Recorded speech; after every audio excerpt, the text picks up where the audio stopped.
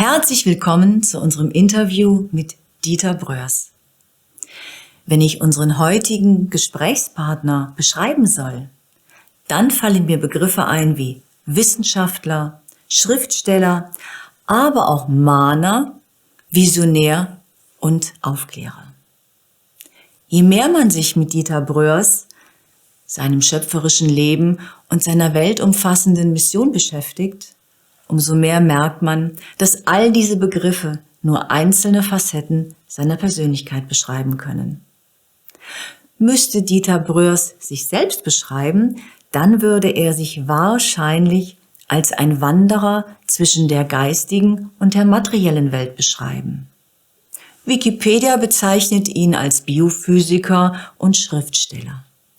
Aufgrund seiner wegweisenden Entdeckungen im Bereich der biologischen Wirkungen von Magnetfeldern und Radiowellen gilt er als Biophysiker von internationalem Rang.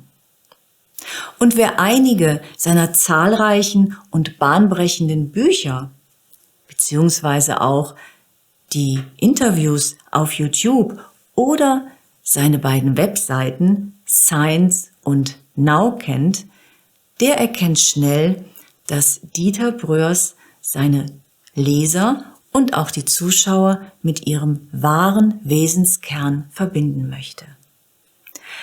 Daher ist es ihm ein großes Anliegen, den Prozess des inneren Erwachens zu unterstützen, die Selbsterkenntnis zu fördern und die Menschen an ihre innere Göttlichkeit zu erinnern. Dieter, ich begrüße dich sehr herzlich zu unserem Interview. Und gleich zu Beginn habe ich eine Frage. Wie hast du eigentlich zur Lehre Bruno Grönings und zum Freundeskreis gefunden? Ja, ich bin darauf gekommen, also im Grunde genommen, ich kann das kalendarische Datum nicht abrufen, aber ich weiß schon ich weiß nicht, ob es die Jugend war, aber schon vor gefühlt 40 oder sogar noch mehr Jahren bin ich auf die ganze Geschichte von Bruno Gröning gekommen. Sie hat mich so sehr erregt, auf einer ganz besonderen Art erregt, dass ich das auch nie eingeordnet habe. Das ist unter dem Motto, es fühlt sich so an wie, oder und da würde ich jetzt eine andere Person nennen, also auf eine bestimmte Art, die mir sehr vertraut erschienen, war Bruno Gröning für mich ja ein ganz besonderer Mensch. Und das wird, glaube ich, auch jeder so sehen, der sich nur ein bisschen mit ihm auseinandergesetzt hat. Und für mich war der Aspekt, das, was man auch heilig nennt, das war irgendwo präsent. Und da zögere ich als Wissenschaftler vielleicht ein bisschen, weil in der Naturwissenschaft gibt es diesen heiligen Aspekt ja nicht wirklich.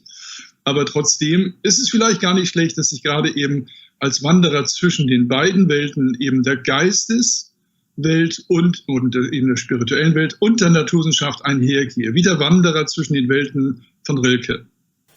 Hast du damals einen Zeitungsartikel über Bruno Gröning gelesen oder hast du in der Tagesschau etwas über ihn gehört? Wie bist du auf ihn aufmerksam geworden damals schon? Also ich bin ziemlich sicher, dass es keine Dokumentation war, auch keine Tagesschau. Es war, ich fühle gerade noch mal hinein, das war über einen Freund vermittelt, der zum Bruno Gröning-Kreis gehörte und kann aber die Namen jetzt nicht mehr in Erinnerung rufen, aber es war jemand, der mich auf ihn aufmerksam gemacht hat. Aber wie gesagt, vor 30, wenn nicht sogar 40 Jahren bereits. Und daraufhin habe ich mir dann Unterlagen kommen lassen. Ich glaube sogar, es gab Bücher, es gab kein Internet damals, was wunderbar war. Ich habe das auf einer ganz anderen Ebene wahrgenommen, analog sozusagen. Ja, aber es ist ungefähr so gewesen, also nicht aus der Tagesschau oder normalen Magazinen. Was ist so besonders am Freundeskreis? Das ist eine so schöne Frage, weil die kann ich auch nur, ich sag mal, authentisch beantworten, weil ich es ja erfahren durfte, dazu zu gehören. Ich hatte mir vor, ich glaube 3 Jahren war das, über eine gemeinsame Freundin, die Heike Kaczmarczyk, die mir dann auch davon erzählte und mich da hereingeführt hat, sagt, ja, den kenne ich natürlich. Bist du da irgendwie drin? Sagt sie, ich gehöre zum Gebetskreis, ich stelle mich morgens ein. Und da hörte ich das erste Mal von diesen Dingen. Und da gab sie mir die Möglichkeit, einmal mitzumachen. Ja, und das war für mich ein Gefühl, was ich eigentlich in der Form gar nicht kannte. Das ist wirklich auf der Herzensebene, also ich kann das nicht anders beschreiben, auf der Herzensebene, die nicht vom Verstand dominiert ist, endlich mal, einfach mal so zu sein, wie man wirklich ist. ja, mit all seinen vielleicht Ecken und Kanten, aber wirklich, und ich fühlte mich sofort dadurch auch behütet und beschützt durch die Energie der einzelnen Personen, die mitgewirkt haben und auch der Energie die Leute, die mit daran beteiligt sind, indem sie sich einfach einstellen, wie es so schön heißt, also mit geistig dabei sind. Das kann man spüren. Und diese Geborgenheit, ich möchte es Geborgenheit nennen, und die war mir schon gar nicht mehr in Erinnerung, dass es sie überhaupt noch gibt, weil das, was sich hier in der Welt so abspielt, und ich gehöre ja zur unmittelbaren Nachkriegsgeneration, wie viele natürlich auch, da ist man schon auch in eine Welt hineingeboren, die schon sehr eigenartig war und im Grunde genommen nach Liebe und Harmonie lechzte. Ja? Und Brunos Zeiten waren ja eigentlich da im ganz besonderen Maße auch in der Nachkriegszeit. Und insofern sind wir altersmäßig gar nicht so weit auseinander. Also das alles habe ich erfahren. Ich bin zu Hause. Ich würde es so sagen, ich fühlte mich angekommen. Was spürst du denn bei der Aufnahme des Heilstroms? Das Gute ist, dass man mir geraten hat, die Augen dabei zu schließen. Das zentriert mich mehr und besser und kann hineinspüren. Und ganz besonders aufmerksam oder besonders wichtig empfand ich, dass in dem Moment, wo ich aufhörte, mich bewusst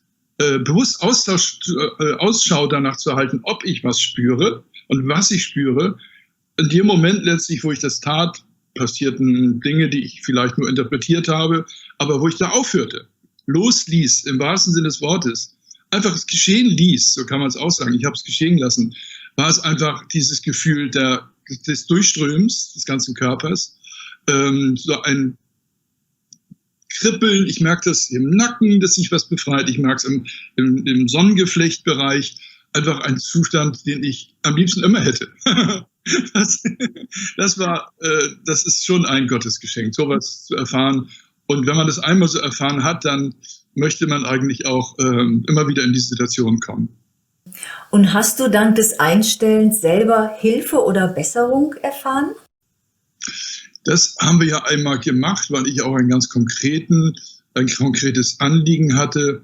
Ich denke, sag's mal Herausforderung. Ich mag das Thema Probleme nicht so gern, das Wort Probleme. Es sind immer Herausforderungen und Zeichen dafür, dass da etwas nicht so ganz im Lot ist. Und insofern hatte ich etwas sehr Konkretes und das hatte mich sehr herausgefordert, an eine Grenze gebracht, wo ich merkte, ich brauche Hilfe von oben. Ja? Und das hat auch dazu geführt, dass eine gemeinsame Einstellung auch mit deinem Mann Dieter, ja, der hat mir da sehr geholfen. Ja, so durfte ich das erste Mal sehr konkret auch erfahren. Und das war zunächst mal das Wichtigste, dass ich mich wieder zentrieren konnte und dass ich wieder im Herzen war. Denn Angst, das wissen wir, blockiert auch den Zugang nach oben. Ja, das ist ganz wichtig, dass wir in dieses Gottvertrauen kommen. Und ich glaube, eines der Lieblingszitate von vielen oder den meisten Bruno Gröning Liebhabern oder wie soll man sie nennen, Vertrauten, ist Vertraue und Glaube. Und dieses Vertraue und Glaube ist mein Thema immer schon gewesen, als Kleinkind schon. Und das habe ich da erfahren, dass das auf einmal wieder da war. Da hat mich der Dieter hingebracht und das war eine ganz großartige Erfahrung, dass ich wieder im Vertrauen war. Das war die erste Erfahrung, die hat mir wieder Kraft und durch Freude gegeben. Ja. Die Angst war weg und dann passierten tatsächlich Dinge in den nächsten darauffolgenden Tagen dann eben, wo ich merkte, dass sich auch die Situationen im Außen, die dazu beigetragen haben, warum es mir gar nicht gut ging, nachgelassen haben. Also das war wirklich zu erkennen, dass es dort sogenannte Wechselwirkungen gibt zwischen dem, was da mit dir passiert, durch die Hingabe, sich quasi der Energie Gottes hinzugeben, den Heilstrom, wie man es auch immer nennen möchte, und dem, was dann daraus geschieht. Das ist außerhalb der Deutung. Über den Verstand könnte ich es versuchen, aber ich glaube, jeder von euch wird das erfahren haben, was ich hier meine. Und ich durfte erkennen, wow, es funktioniert sogar. Das interpretiert natürlich nur der Verstand, weil der Wesenskern von uns Menschen weiß das ja, weil der ist ja mit der Quelle verbunden. Aber der Verstand ist immer da und versucht eine Deutung und wie auch immer. Und auch der war befriedigt. Auch der Verstand war befriedigt. Mhm. Schön. Also durch dieses gemeinsame Einstellen hast du sofort Hilfe erlangt und es hat auch sogar einige Tage angehalten und gewirkt, was du da aufgenommen hast. Ja, absolut. Und das war ein Prozess, war es auch hilfreich, dass ich genau an der Stelle, wo diese Einstellung mit deinem Mann, mit Dieter, passierte, war auf einer Parkbank, Luftlinie 5 Meter vom Meer entfernt. Okay? Und ich wohne ja hier in der Nähe des Meeres und habe mich dann immer wieder an diese Stelle, ich habe mich dorthin begeben. Es ist dann einfacher gewesen, wenn man sich dran erinnert, hier war das gerade gestern oder vorgestern, und kam dann in diesen Flow oder in diesen Heilstrom wieder hinein. Und ich habe mich innerlich eingestellt, ja, auch mit der Gesamtenergie, wenn man so will, aber erstmal, ja, auch im Sinne des Danks vor allen Dingen, auch Dankes mit der Energie, ja, ich habe da immer so Probleme, es auszusprechen, aber ich sage es ganz offen, weil ich es genauso meine, auch mit der Energie Gottes. Was bedeutet für dich die Lehre Bruno Grönings? Das, was ich als das Wichtigste erachte, ist, dass er wieder darauf hinweist, dass wir viele Dinge vergessen haben, dass wir göttliche Wesen sind und die tatsächlich wieder in ihre Grundgöttlichkeit in voller Erkenntnis und Anerkenntnis dessen, was sie wirklich sind, zurückgeführt werden. Das ist, glaube ich, die wichtigste Botschaft, denn Bruno, genauso wie, nur als Beispiel jetzt Jesus Christus, der sagt, ich bin nicht derjenige, der heilt, sondern du bist es letztlich selbst. Du musst dich darauf einlassen und Gott einfach vertrauen, weil Gott ist es, der hilft letztlich und heilt. Und das ist ein ganz wichtiger Punkt, in dem ich werde jetzt in diesem Jahr 70 Jahre alt, ganz genau seit dem dritten Lebensjahr, meine Mutter lebt noch, ja, ich habe auch gerade gestern wieder mit ihr telefoniert, die ist jetzt 91 und sagte, Dieter, du warst damals so auffällig, psychisch auffällig, weil anders, nur im Sinne des Andersseins, weil du hast immer erzählt, wir sollen wirklich mal so tun, nicht immer so tun, als so wie wir sind, sondern wir sollen wirklich mal jetzt so sein, wie wir sind. Also da ging es immer damals schon darum, dass ich mich daran erinnern konnte, dass es eine Welt hinter dieser Welt gibt. Ja, also ich hoffe, dass man das jetzt richtig versteht. Meine Eltern haben das jetzt mal nicht verstanden. Aber die Welt sozusagen Gottes ist. Ja, also wir tun so, als wenn wir alles vergessen hätten.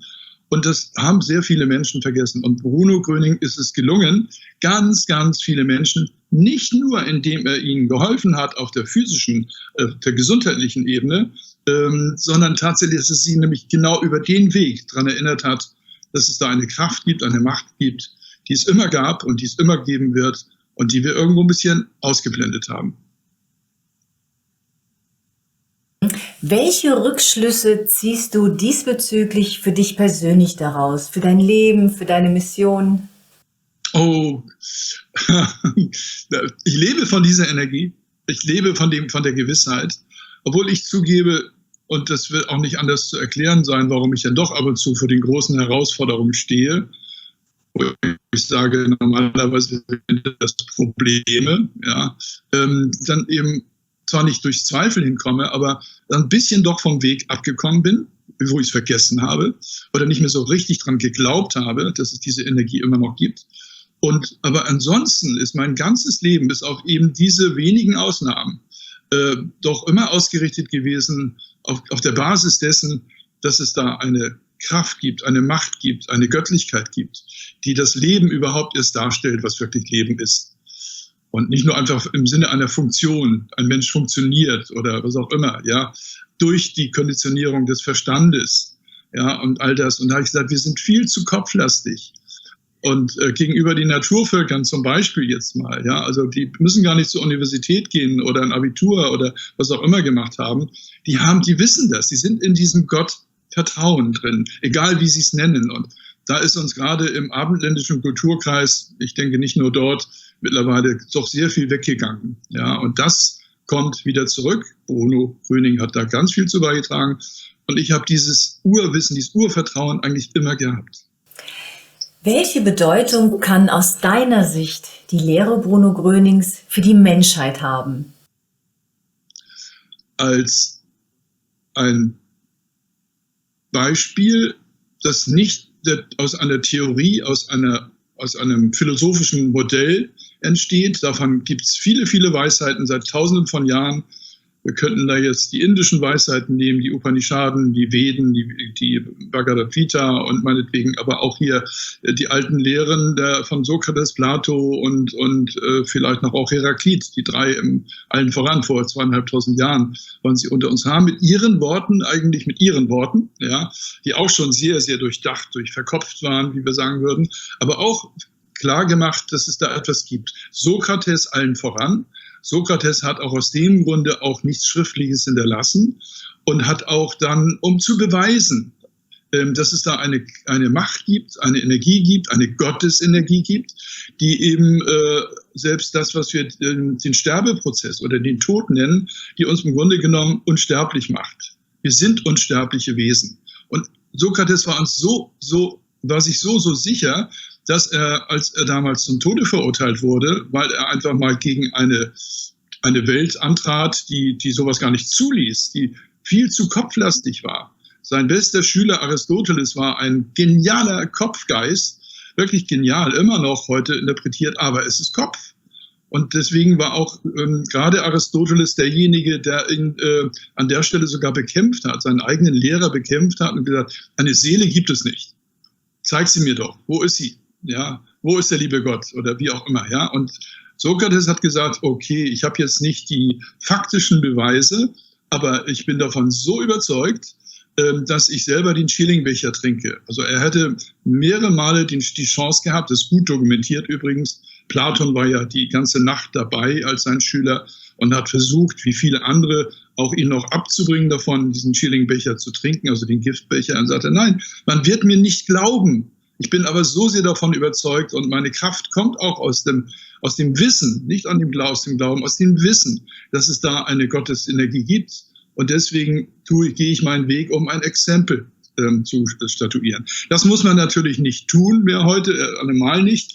Aber er ist auch einer von denen gewesen, die wirklich mit voller Bewusstheit reingegangen sind, und um den Leuten zu demonstrieren, dass es da etwas gibt. Auf deine Frage zurückzukommen, was ich dafür besonders wichtig erachte, ist, weil es Bruno Gröning gelungen ist, auf der Überzeugungsebene, auf der faktischen Ebene einfach Dinge darzustellen, das konnte Sokrates damals offenbar nicht, zumindest nicht in der Form, dass man die Dinge wirklich beweisen kann. Es gibt Zeugen, die Leute selbst, die das erfahren haben, dass die todkrank waren vorher und auf einmal waren sie wieder geheilt, genesen, dass das möglich ist. Nicht durch eine technische, ja, meinetwegen chirurgische Sonderleistung, ja, oder medizinische Sonderleistung, sondern nur, in Anführungszeichen, nur dadurch, dass dieses Gottvertrauen wieder da ist und dass diese Energie einwirkt. Und da ist in einer ganz großen, im wahrsten Sinne Gottesmission unterwegs gewesen und immer noch aktiv. Da fällt mir ein Satz von Bruno Gröning ein: Es gibt kein Unheilbar. Ich erinnere mich noch gut, als ich das zum ersten Mal gelesen habe, dachte ich, hui, das ist aber irgendwie übertrieben. Findest du es übertrieben, diese Aussage?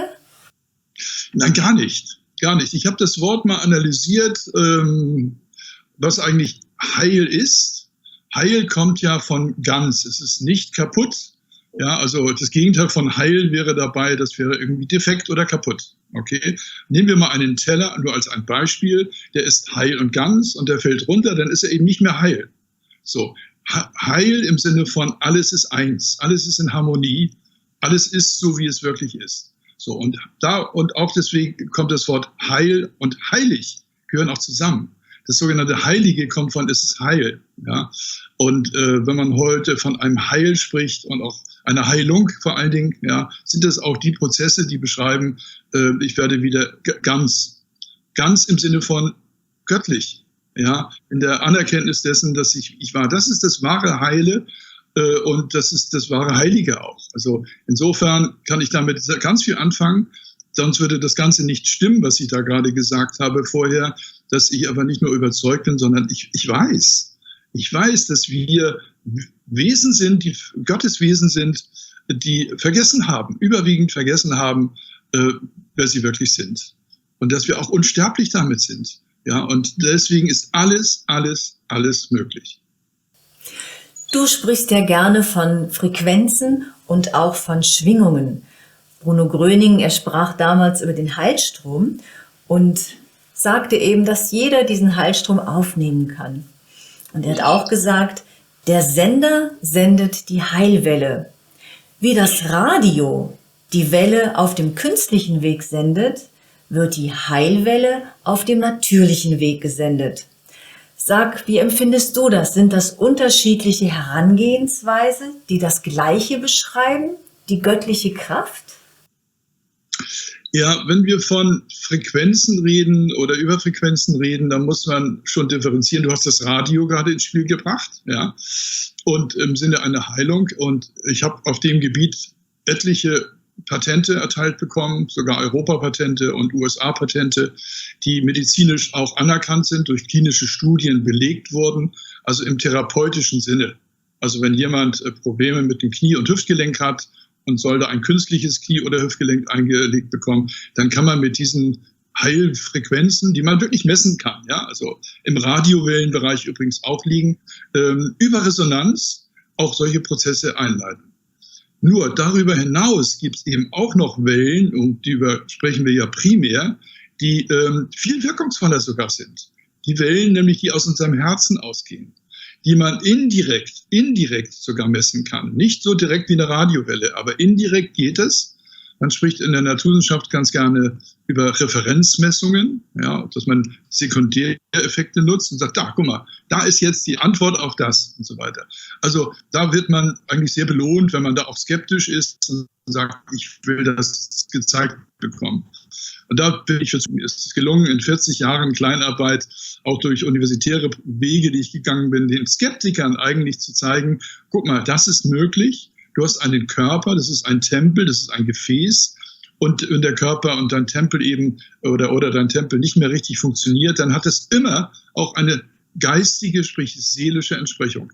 Deswegen spricht man ja auch von Psychosomatik. Der Körper ist für dich da, ist ein Gottesgeschenk im wahrsten Sinne des Wortes. Und insofern ist das, was wirklich heilt, gegenüber den Geräten, die es ja von mir gibt, die auf dem Markt sind, weltweit gibt es diese Geräte, die Gutes tun, aber ich bin nie glücklich gewesen mit der Erkenntnis, dass es ja einfach nur eine Technik ist, quasi durch Radiowellen, die man bauen kann, die natürlich im Resonanzbereich sind. Sie schwingen wirklich rein faktisch mit den Frequenzen der entsprechenden Zellen unseres Körpers mit der DNA in Resonanz. Das ist die Basis und so weiter. Aber darüber hinaus ist das, was wir im Seelenbereich, im Herzensbereich, im Glaubensbereich, dass wir Gottes Kinder sind, viel, viel, viel mächtiger. Da braucht man keine technischen Geräte. Was fällt dir spontan zu Bruno Grönings Zitat ein? Gedanken sind geistige Kräfte. Oh, das ist, da muss ich tief durchatmen, weil ich habe mich seit ungefähr 40 Jahren, seitdem ich anfing, auf diesen wissenschaftlichen Weg zu gehen, da möchte ich eine kurze Klammer setzen. Ich habe mich nie als Wissenschaftler gefühlt im klassischen Sinne. Also das Wort heißt ja, ich schaffe Wissen. Ein Mensch, der Wissen schafft, ist ein Wissenschaftler. Okay? Aber die normierte, standardisierte Naturwissenschaft ist sehr dogmatisch oder stellt sich zumindest dogmatisch dar.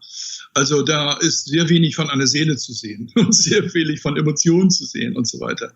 Und aus dem Grunde ist das Ganze aus der Naturwissenschaft für mich immer ein Aspekt gewesen, den Leuten, die gefühlt haben, die geahnt haben, da ist noch was, aber die immer noch die Skeptiker waren, sagen, beweis es mir doch, gib mir irgendein Zeichen dafür. Ja, Bruno lebt jetzt im Moment nicht hier, dass man das genauso wie er auch in dieser Komplexität, in dieser Vielzahl wirklich so öffentlich, durch die heutigen Medien wird die ganze Welt das live erfahren können. Ja? Das ist nun in der Form im Moment nicht da. Jetzt ist die nächste Aufgabe an uns, zu sagen, wir setzen das jetzt um, was Bruno uns beigebracht hat. Und das tun wir ja auch. Also mit anderen Worten bin ich die Naturwissenschaft erst dann angegangen, also habe sie belegt, weil ich dachte, sie ist ein Instrument, um die Skeptiker über den Verstandesweg der Argumente, der physikalischen Formeln, wie auch man es nennen möchte, und der Experimente zu beweisen und zu überzeugen. Okay? Also das ist auch vielen dann gelungen. Ich bin bei sehr vielen Wissenschaftlern auch anerkanntermaßen derjenige, der sie hat ins Grübeln gebracht, sodass sie dadurch überhaupt auch den spirituellen Weg gegangen sind. Und das war auch immer meine Absicht. Ich wusste immer, wenn ich klassisch Naturwissenschaft unterwegs bin, dann werde ich das Wunder, um was es hier geht, damit eigentlich nicht richtig beschreiben können. Du hast eben von der Umsetzung der Lehre Bruno Grönings gesprochen. Was stellst du dir darunter konkret vor? Indem wir das, was er zum Ausdruck gebracht hat, in der höchsten Wertschätzung anerkennen, dass es so ist und nicht nur ein Konzept, was alles ermöglicht. Das ist es natürlich auch, aber in erster Linie, das ist so aus meiner Wahrnehmung und aus dem, wie ich es jetzt versuche zu beschreiben, es gibt es noch einen Unterschied zwischen ich glaube das gegenüber dem ich weiß das. Das ist ein ganz wichtiger Punkt. Also da gibt es noch eine Steigerung. Und dann ist es verinnerlicht, so nenne ich das Wort ganz gern hier an der Stelle. Verinnerlicht heißt, da brauche ich jetzt nicht mehr drüber nachzudenken. Ich weiß, dass das so ist. Das funktioniert genau so. Und da kommen auch keine Zweifel mehr auf, wenn man dann sagt, guck mal, dem ist es jetzt ganz anders passiert und da, wie soll sich denn das sehen? Das gibt's nicht mehr. Und das Wunder tritt jetzt auch schon in Erscheinung. Ich werde diese Situation auch nicht mehr erleben, die mich zweifeln lassen. Kann man eigentlich den eigenen inneren Entwicklungsprozess beschleunigen? Ja, und diese Beschleunigung, also ich nehme es mal so ein bisschen auf die, ja, ich will das gar nicht klassifizieren, wie ich es jetzt nenne. Eine Zwangsbeglückung würde nicht funktionieren. Allein das Wort macht ja schon was, wenn man das für Zwangsbeglückung. Aber ich glaube, das verdeutlicht das, worauf ich jetzt hinaus will. Also beschleunigen im Sinne von, wenn jemand anders sagt, guck mal da und das musst du doch und siehe doch, das sollte man mit ganz dezenter Vorsicht genießen. Man sollte auch diese Dinge der göttlichen Ordnung überlassen. Immer wieder als Beispiel vorangehen ist das Beste, was wir tun können. Unter dem Motto, schaut, ich tue es und schaut, was passiert. Gegenüber denen, die einfach sagen, tu, guck mal, mach das und dann um 9 Uhr und was auch immer alles. Das ist zwar wunderbar, aber viel wirkungsvoller ist es doch einfach, indem man es unmittelbar umsetzt, auch vor allen Dingen im Gebet. Ich halte die Vielzahl von Menschen, die einfach mal zur gleichen Zeit mit einer solchen Ausrichtung, so wie ihr es aufgebaut habt, im Sinne von Bruno Grönings Botschaft, für so wirkmächtig, dass man tatsächlich, und dazu stehe ich auch als Wissenschaftler, dass man es schaffen könnte, innerhalb von Stunden die ganze Welt nachhaltig und sichtbar zu verändern. Es gibt ja Menschen, die sich mit dem Glauben sehr schwer tun. Viele haben sehr viel Negatives erlebt und haben auch dadurch den Glauben an das Gute, an Gott verloren. Was würdest du so einem Menschen raten, um wieder zurück zum Glauben zu finden? Aus eben genannten Gründen bin ich da sehr vorsichtig im Sinne der sogenannten Zwangsbeglückung. Es ist ein ganz wichtiger Punkt, dass jemand selber in Erscheinung tritt und sagt, ich brauche Hilfe. Bitte hilf mir, hast du da eine Antwort? Wenn wir das von außen anschauen, das ist ja auch selbst so, wenn wir jetzt unsere Kinder nehmen, ja, dann ist ja auch die Frage, die wir ja nun zweifelhaft wirklich lieben, unsere Kinder. Und wir sehen, dass es da potenzielle Gefahren gibt, wenn sich die kleine Hand vielleicht auf eine glühende Herdplatte legt, weil die gar nicht weiß, was das bedeutet, eine glühende Herdplatte. Da gibt es schon auch wichtige Hinweise, die wir geben müssen. Und das ist keine Zwangsbeglückung, sondern das sind bestimmte Maßnahmen, die wir ergreifen, deswegen, weil wir Leid verhindern wollen. So sind das auch diese beiden Dinge, die immer noch mit dabei sind. Ich will das jetzt nicht aufspalten und das eine schließt das andere auch gar nicht aus, weil es aus dem Herzen kommt. Alles, was wirklich aus dem Herzen kommt, und ich gehe davon aus, dass jeder weiß, dass ein Elternteil, ob nun Vater oder Mutter, die Kinder liebt oder das Kind liebt. Das muss man gar nicht darstellen, das ist so. Und aus dieser Liebe heraus, da überlegst du gar nicht, ist das jetzt Liebe, das ich da tue. Wenn ich meinem Kind einfach die Hand jetzt runternehme und sage, das ist Aua und das machen wir lieber nicht, dann ist das keine Zwangsbeglückung. Ja, dann ist es erforderlich. Und so ist auch Teil der Antwort jetzt auf deine Frage gerade, ist so, dass ich, wenn ich einfach nur in meinem Herzen, in meinem Gottvertrauen, in meinem Gottwissen, ich sage ja, da gibt es noch die Spitzenstufe, sozusagen die höchste des Vertrauens ist sozusagen das anerkannte Wissen, ja, das die Verinnerlichung dessen, dass es so ist. Das alleine wirkt eine Kraft und bewirkt eine Kraft, auf andere, die auch über die Resonanz dann die anzieht, dass die Leute automatisch sich wohlfühlen in deiner Nähe, die dann wirklich bereit sind. Die es wirklich nicht sind, die fühlen sich dann gar nicht wohl in deiner Gegend. Dann brauchen sie noch ein bisschen. Ja, und diese Erfahrung, da sollte man auch nicht schicksalhaft eingreifen, immer dann, wenn man einfach mal selber in dieser Situation ist, und da sollte man so oft wie möglich bewusst drin sein, ich bin ein Geschöpf Gottes und ich bin im Zustand der Freude, in der wirklichen Freude, weil ich weiß, dass ich ein Geschöpf Gottes bin, und da brauche ich mir nicht irgendwelche Dinge zu kaufen, um glücklich zu werden und die Freude zu erfahren, sondern ich bin es wirklich nur alleine deswegen, weil es das schönste Geschenk ist, das es überhaupt gibt. Und das steckt an. Das führt dazu, dass sich die Frage dann auch gar nicht mehr stellt, was ich noch tun kann, um anderen zu helfen. Das hat Bruno gemacht, meisterlich gemacht. Und sein Wirken ist ja, wie wir sehen, immer größer geworden. Und wie fasst du Bruno Grönings Aussage auf oder seine Aufforderung auf, Meister des Lebens zu werden? Das ist eine so schöne Umschreibung dessen, worum es auch wirklich geht. Meister, auch im Sinne von, ich meister eine Situation. Ich meister das Leben. Ja, ich glaube, das ist, wenn man das so auf der Meisterebene sieht, nicht der klassische Meister eines Berufs. Ja, das ist zu technisch. Ja, ich habe das und das wie ein Examen bestanden, jetzt bin ich ein Meister und so. Sondern dieses Meistern einer Situation, um das geht es hier, wenn es um die Frage geht, die du gerade gestellt hast, um die Antwort, dann ist dieses Meistern im Grunde genommen aus einer Haltung heraus, die ich nicht über den Kopf, über das gemeisterte, auswendig gelernte Wissen und dem Motto, oh, wenn ich jetzt das tue und das nicht tue, dann passiert das. Das funktioniert nicht wirklich, wenn überhaupt immer nur kurzfristig, sondern das, was ich da meister im Leben, und damit trifft er es ja genau, ist genau dieser Prozess, dass ich das tue, was ich hier tue, in der Anerkenntnis der Göttlichkeit, wo ich ein Aktivposten, und nämlich das war sehr, sehr technisch, ein Aktivposten bin und nicht irgendwo so in der zweiten Bilanzreihe, sondern ganz oben stehe, sozusagen auf der Herzensebene. Das sind alles so Metaphern dafür, aber ich glaube, ihr wisst, was ich damit meine. Wir haben eben über Glauben gesprochen, über den Kopf, den Verstand, über das Herz. Was kann man tun, um diesen Weg vom Kopf zum Herz leichtgängiger zu machen? Bei mir selber ist es über einen, ich nenne es mal Schicksalsschlag gekommen, wobei ich Schicksal anders definiere, als man es im Allgemeinen sieht. Da denkt man, oh, es ist irgendwas passiert und erkennt gar nicht die Ursache dafür. Es gibt immer eine Ursache für die Dinge, die hier in der Außenwelt geschehen. Auch immer im Sinne dessen, dass da etwas angeschaut werden soll, dass man irgendwie vom Wege abgekommen ist, vom Wege Gottes sozusagen.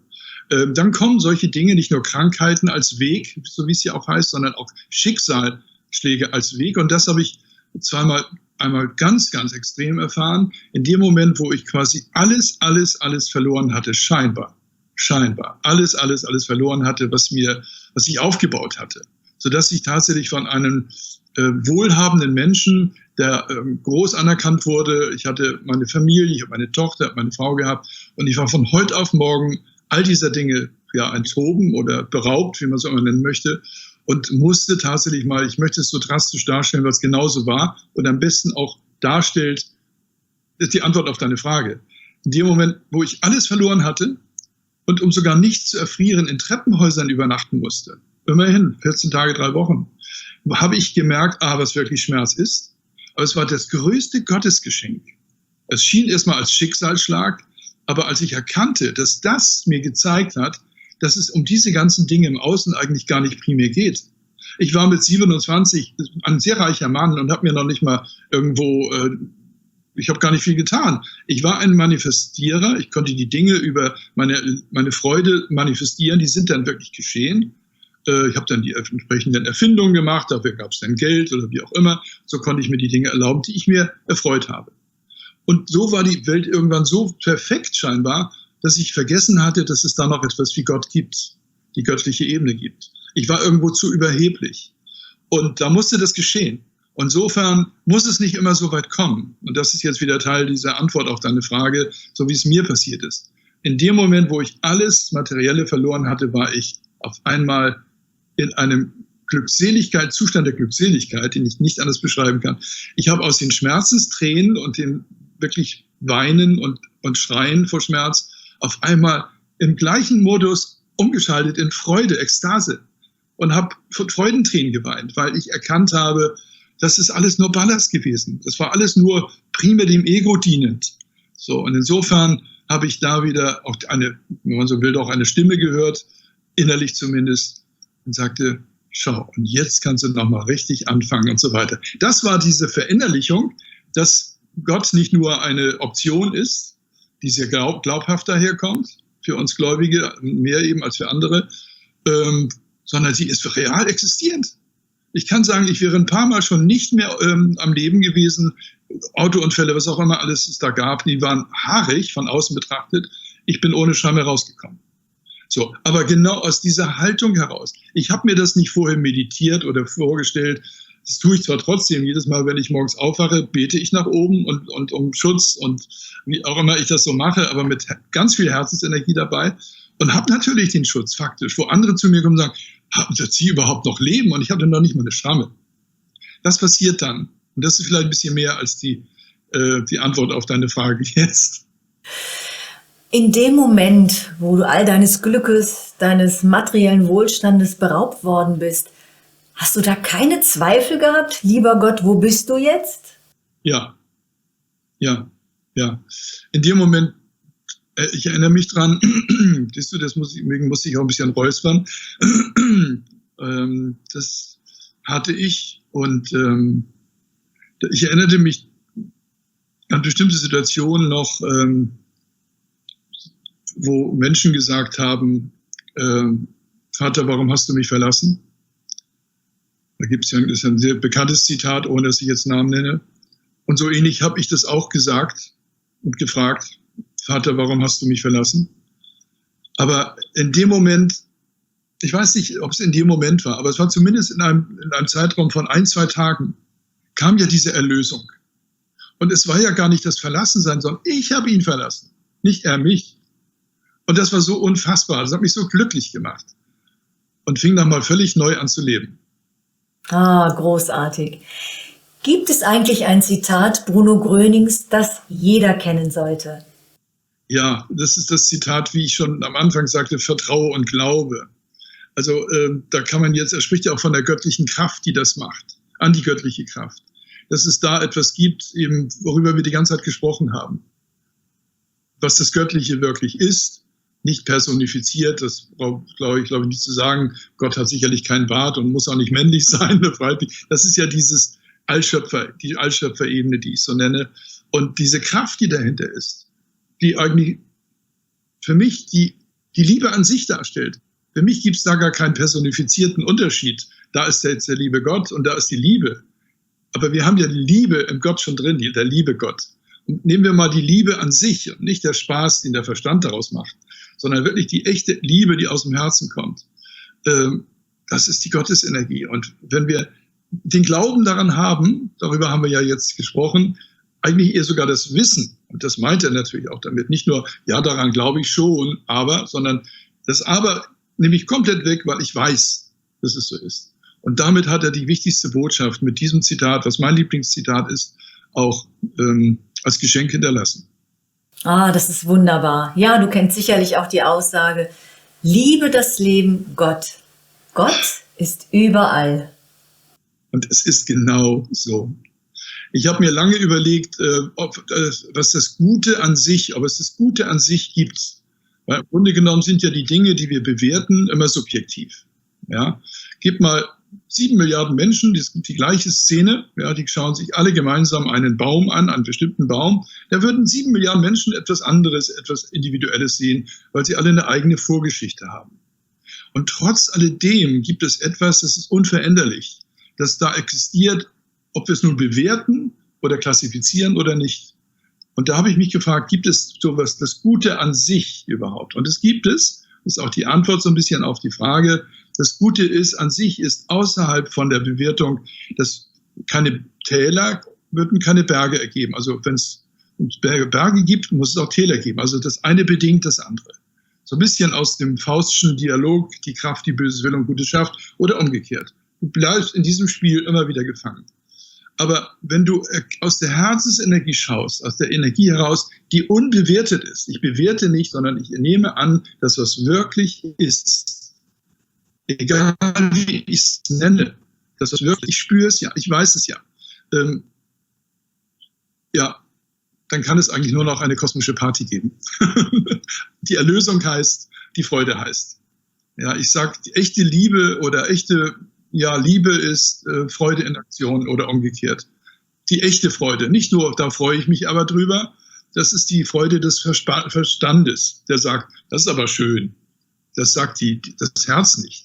Das Herz empfindet die Freude und fühlt sich entsprechend. Das gehört für mich ein bisschen zusammen. Und das ist genau das, worüber wir sprechen, diese Energie Gottes, die Gottesenergie. Das sind wunderbare Abschlussworte. Dieter, ich danke dir sehr herzlich für dieses aufschlussreiche Interview und wünsche dir von Herzen weiterhin alles Gute.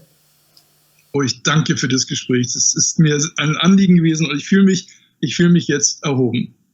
Ich danke euch. Ich danke dir. Auch bei Ihnen möchte ich mich bedanken für Ihre Aufmerksamkeit.